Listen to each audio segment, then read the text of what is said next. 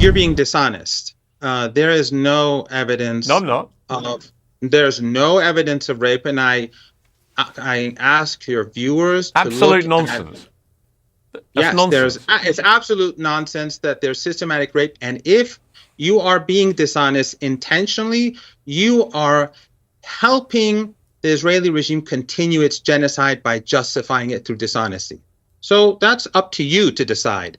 There's no evidence of systematic rape, and just like the beheadings, there has been clear reported evidence of rape and sexual abuse. In this pivotal moment, the true colours of Piers Morgan's so-called uncensored show are laid bare, revealing it as a mere mouthpiece for the mainstream media narrative. Under the guise of independent media and editorial integrity, it shamelessly echoes established narratives while failing to uphold its purported standard of unbiased reporting. Iranian scholar Mohammad Marandi exposed this facade, catching Morgan red-handed as he attempted to manipulate the narrative surrounding the tragic events of the Palestinian counter-offensive in occupied Palestine. Morgan's lack of thoroughness and evident bias became glaringly apparent when he made claims about alleged crimes without providing verified evidence to substantiate them.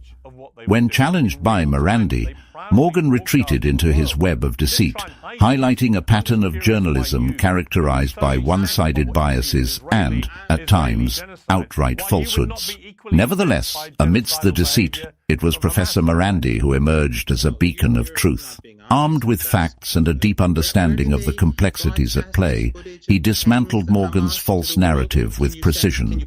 Marandi's discourse not only corrected Morgan's misinformation, but also shed light on the historical context underlying the current crisis in Gaza.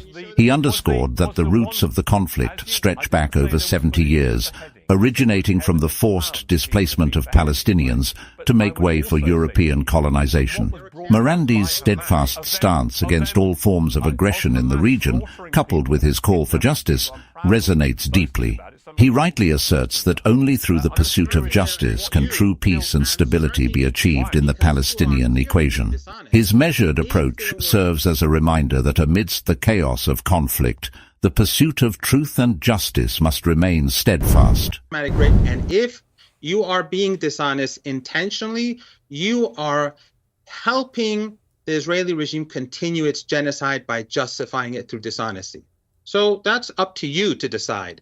There's no evidence of systematic rape, and just like the beheadings, there has been clear reported evidence of rape and sexual abuse against Israeli women. Clear, demonstrable evidence.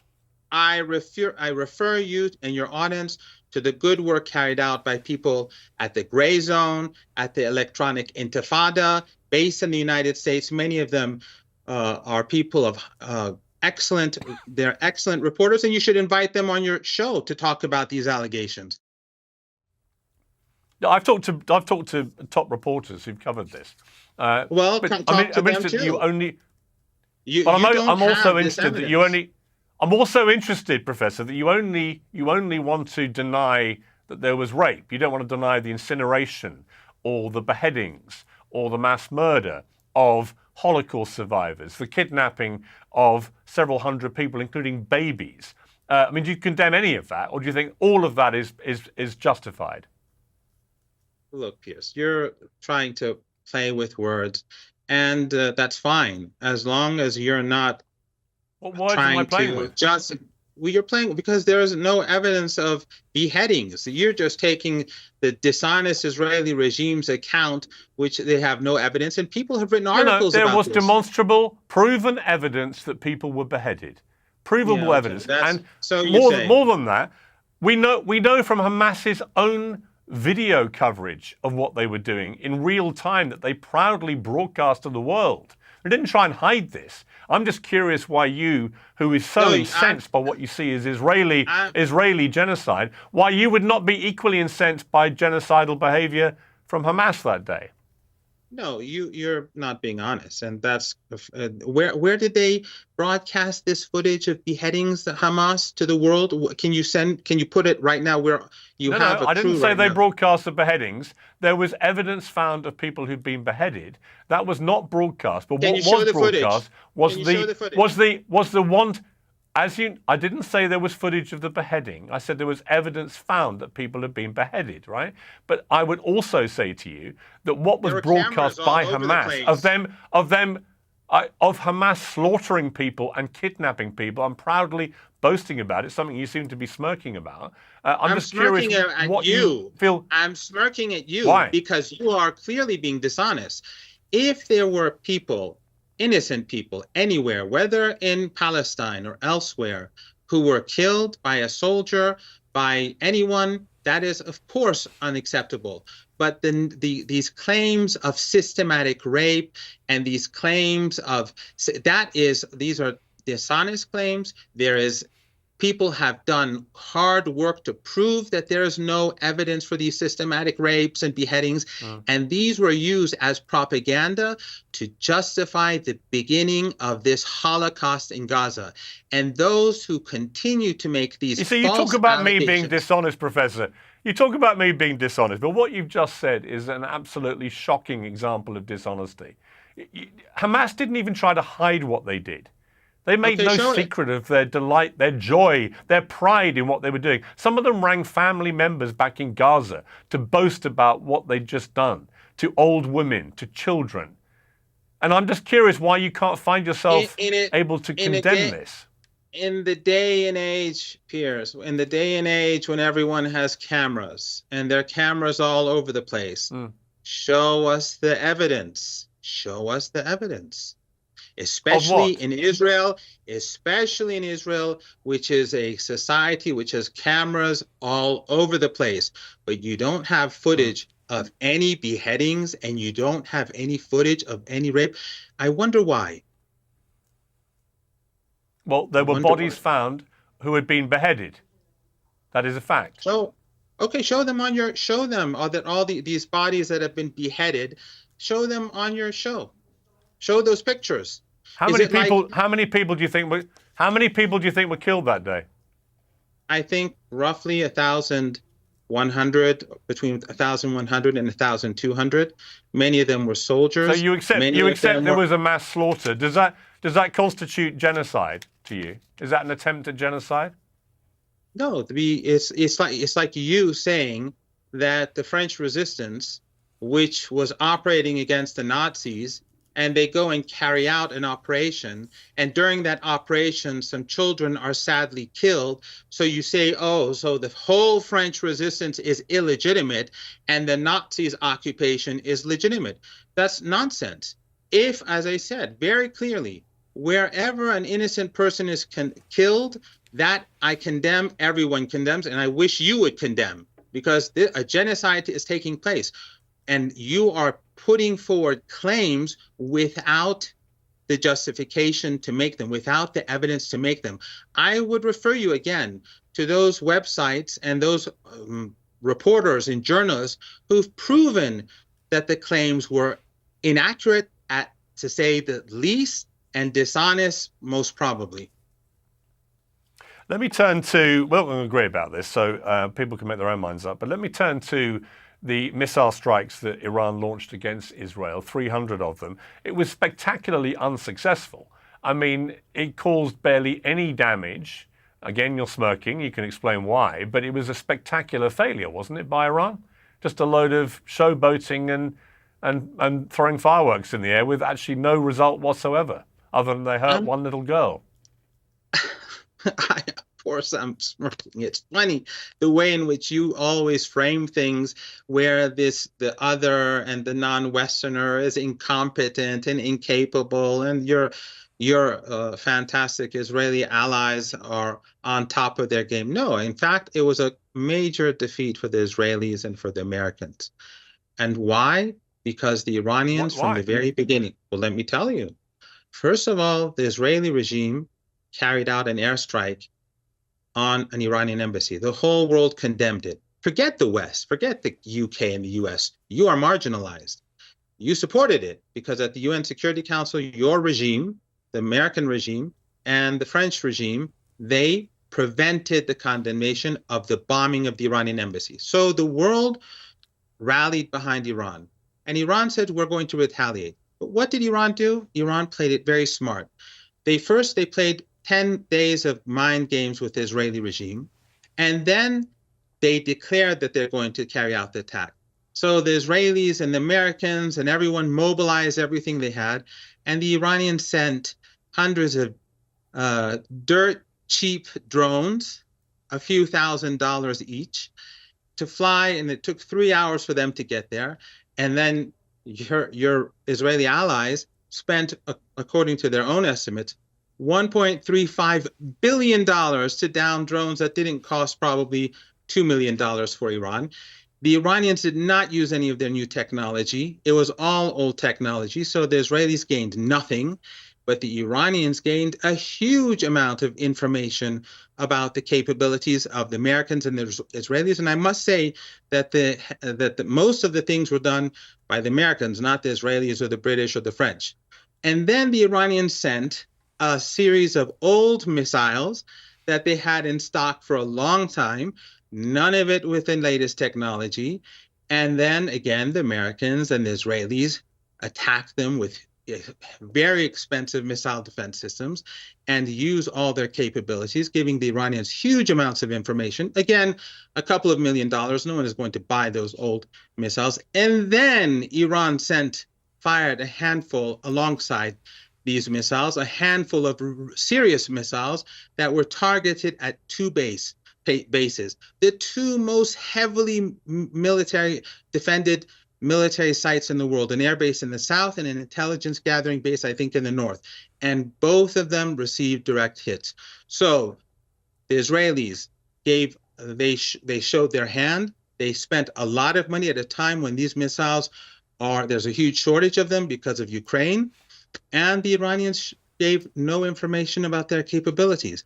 Even those missiles I've got to say, that's one of the more entertaining explanations for such an abject failure that I've heard. Should I smirk again? And let me take you back. Let me take you back to what Israel said they committed the bombing in Damascus for, was because they discovered that the building was diplomatic in name only and being used as an Iranian military and intelligence base, hence the presence of all these generals, two of whom were killed, along with all the others there. So if it was being used as a military base, and they were training Hezbollah, which is what they believed they were doing, then it was a legitimate target, wasn't it? Well, of course, since you support the Israeli narrative and you are a friend of the people who are carrying out this Holocaust, this ongoing Holocaust, and you don't care about the people. I don't support any narrative. I'm just asking you whether if it was being used as a military base, was it a legitimate target if they're training Hezbollah to attack Israel? You have a rather one of the most extreme narratives, and I think you're doing a disservice to truth by actually I don't at all.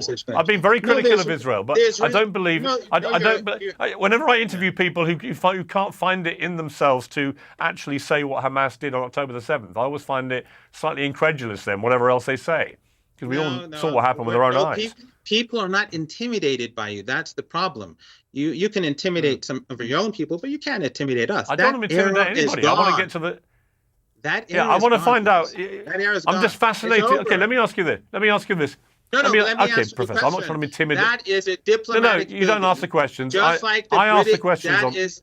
No, I'm answering your question. That was a diplomatic building. You know quite well that the Israelis had no right to touch it. They committed a crime, and the Iranian retaliation was an act of self-defense. And your own foreign minister humiliated himself on Sky News, which is an outlet that is sympathetic to the regime, when he said, well, if one of our diplomatic buildings were struck, how would the response be?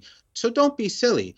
The Israeli regime, they're always lying, just like the Al-Shifa hospital. They're full of underground tunnels. Where were the tunnels? And then at the beginning, when they struck the Al-Hilli hospital and killed hundreds of people, they said, no, it was the resistance. And the Western intelligence agencies said the same thing. And then we saw them hit hospital after hospital after hospital after hospital. So you put your faith in the narrative of these child killers who bomb hospitals and destroy the very basis of humanity, the very basic needs for ordinary people in Gaza. Come on. And yet here's the irony, Professor. Here's the irony, is that all the attention that was falling actually on Israel's war on Hamas in Gaza, and whether it was a massive overreach and whether too many civilians were being killed. And when we saw the aid workers killed, obviously enraged people as well. It was all heading the way that Iran would have liked, which is that it was general global outrage that was fermenting about what was going on there. Now, the narrative has changed, hasn't it? Because what we saw were countries like Jordan racing to help Israel defend itself against Iran's missiles, the ones that you've tried to dismiss but were actual missiles. And how does that help Iran's narrative that Israel are the bad people in the region when you have major Arab countries like Jordan and Saudi offering airspace and so on? How does that help your cause to try and isolate Israel? All you did was achieve the complete opposite, didn't you? Absolutely not. First of all, the people of Jordan know that the Israeli regime considers the Palestinians to be Amalek. We're not dumb, Piers, and they're not dumb. The government of Jordan does not represent the people. You know this, and I know that. But more importantly... Well, the government of Iran doesn't represent the Iranian people, does it? It represents the Iranian people more than your government represents the British people. But the Iranians... Actually, I wouldn't say that at all. I would say that. The Iranians, when they carried out the strike, and by the way, just as well, I'll say that at the end. When the Iranians carried out the strike, they punished the Israeli regime and they humiliated the Israeli regime.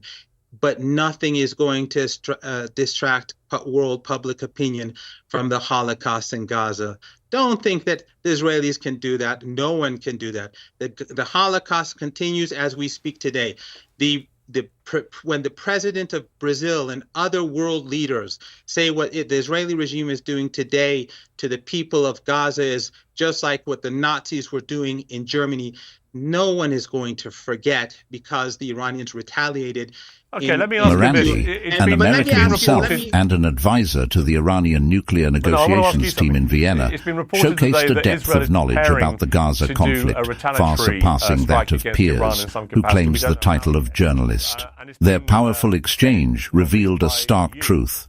Piers embodies those who, through manipulative emotional tactics and flawed justifications, maliciously deny the reality of Palestine. This tendency to downplay the plight of Palestinians often leads to a disturbing indifference towards their suffering. Instead, support is extended to European colonizers who have pledged to perpetuate the cycle of conflict and oppression against the rightful inhabitants of the land. Excuses are readily made for these colonizers, while efforts to establish a Palestinian state are consistently thwarted by U.S. vetoes, allowing the cycle of violence to persist unchecked. Professor Morandi's perspective on this issue is even more eye-opening, offering a nuanced understanding of the underlying dynamics and historical injustices at play.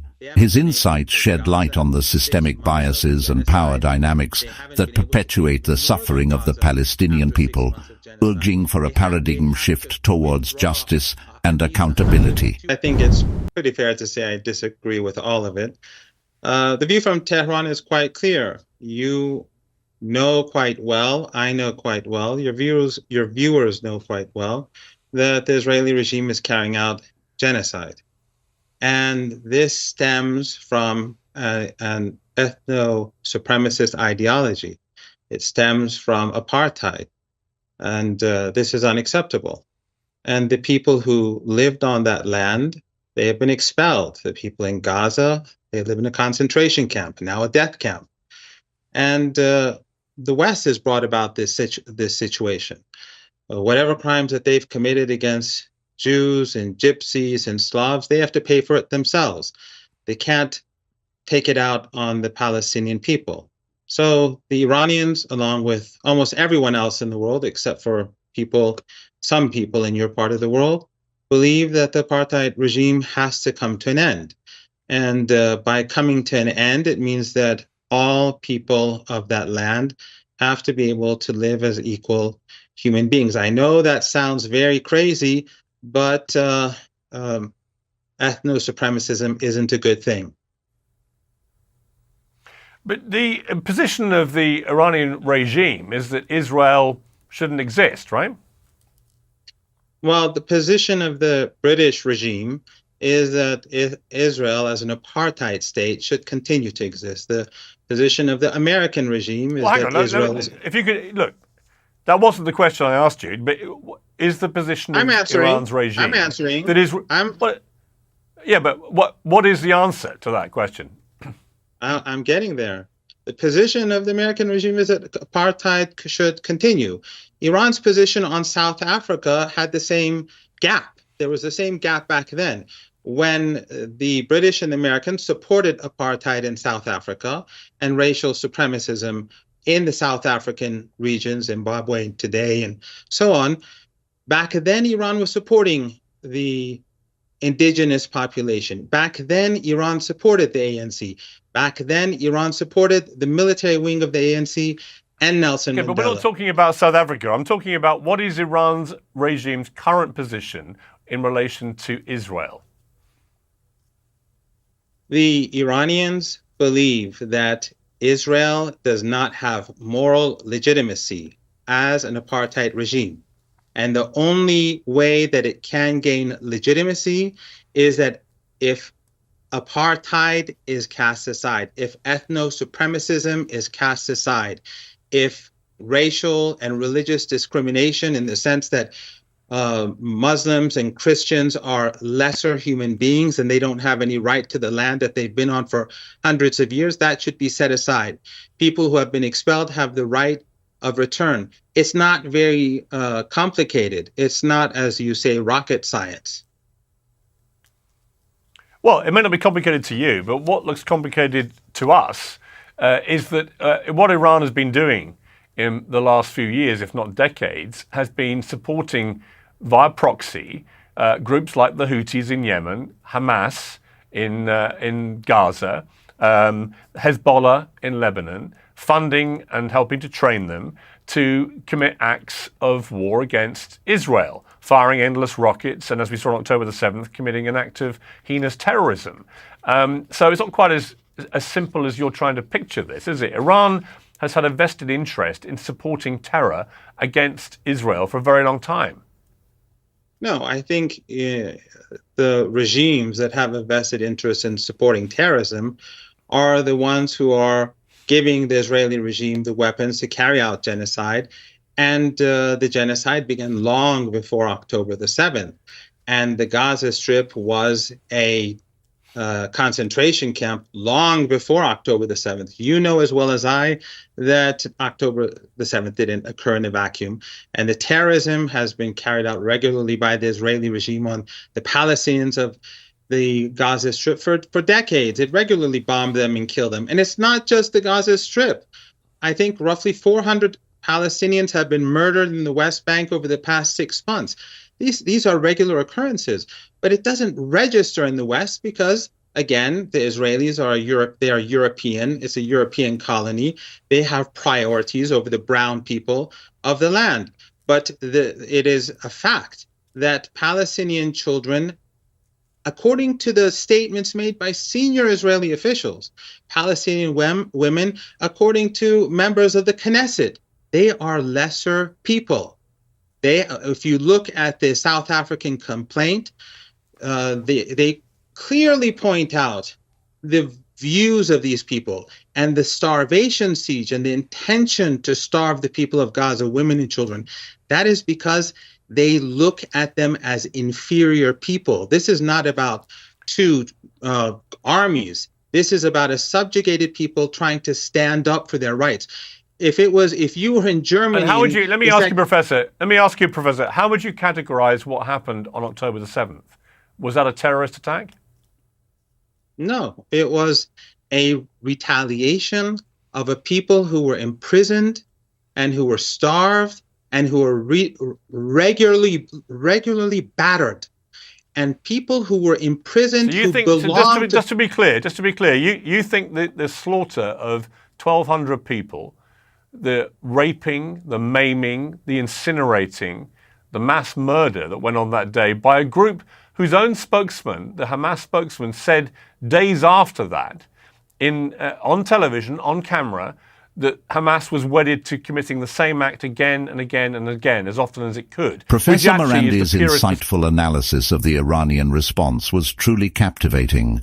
His elucidation provided one of the most comprehensive explanations of the entire geopolitical drama, highlighting how Iran, once again, fortified its deterrence shield against US and Israeli aggression in the region. Through his keen observations, Morandi unraveled the intricate layers of Iranian strategy, showcasing the nation's resilience and strategic acumen in the face of persistent external pressures.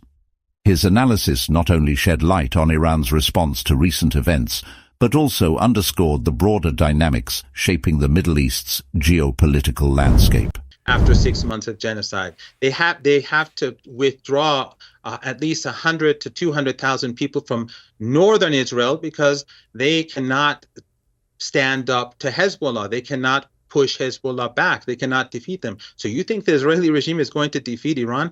Why is it that the Americans are concerned about any Israeli attack? Because they know exactly what will happen.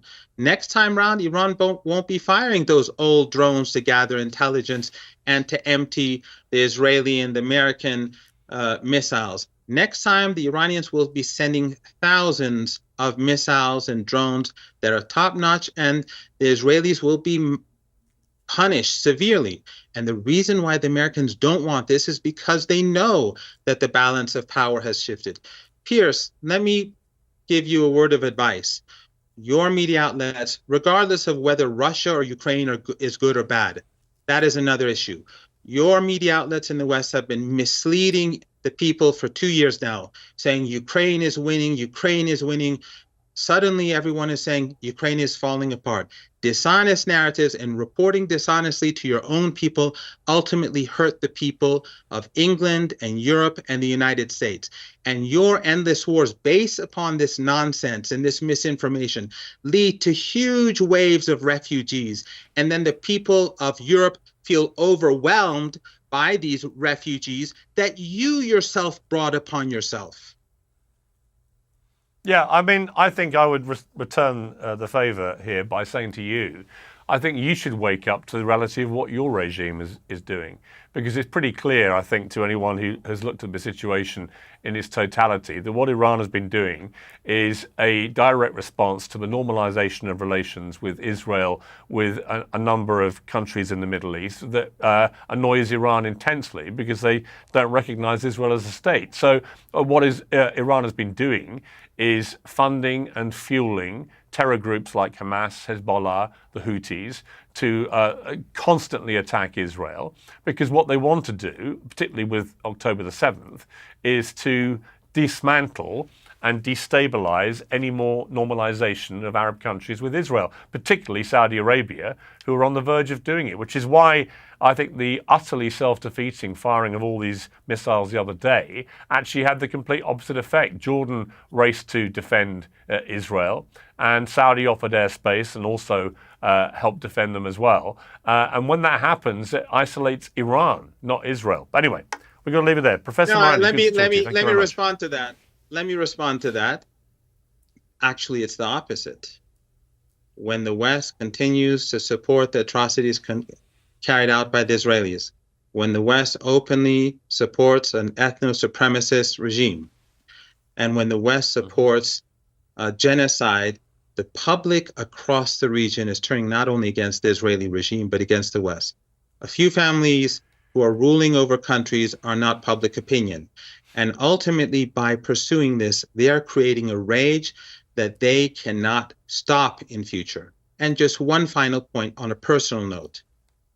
I experienced what the West does to the non-Western world. When your governments were supporting Saddam Hussein, when your governments were arming him in the 1980s, before you turned against him, your governments gave him chemical weapons. I survived two of those chemical weapons attacks. I survived both mustard gas, and I survived nerve agents that were provided by Western government to Saddam Hussein. And many people did not survive. The intentions of Western regimes are not benign. your governments have done nothing but ruin and destruction for our part of the world and for much of the rest of the world. And now, because of the mess that you've created across the board, you're now ruining the lives of your own people. This interview offers a compelling example about the dynamics surrounding Piers Morgan's show and the Gaza conflict, as well as Professor Morandi's insightful contributions. Through Morandi's confrontation with Morgan, it becomes evident that mainstream media often perpetuates biased narratives, manipulating emotions and justifications to obscure the truth, particularly regarding the Palestinian struggle. Morandi's expertise, coupled with his deep understanding of the historical context, dismantles these falsehoods, exposing the systemic injustices and power imbalances that underpin the conflict.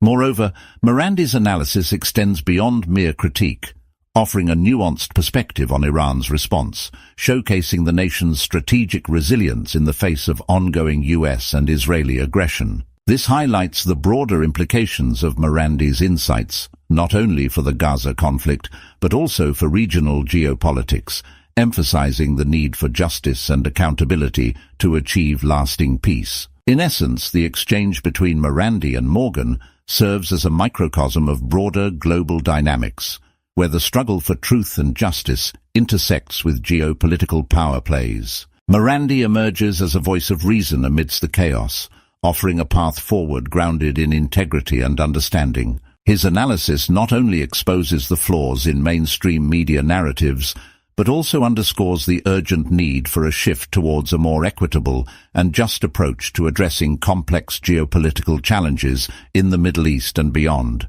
Thank you for joining us today. To expand our reach and amplify our message, we encourage you to like, share, and subscribe to our channel. Together, let's raise awareness and strive for peace. Until next time, stay informed and engaged. Peace.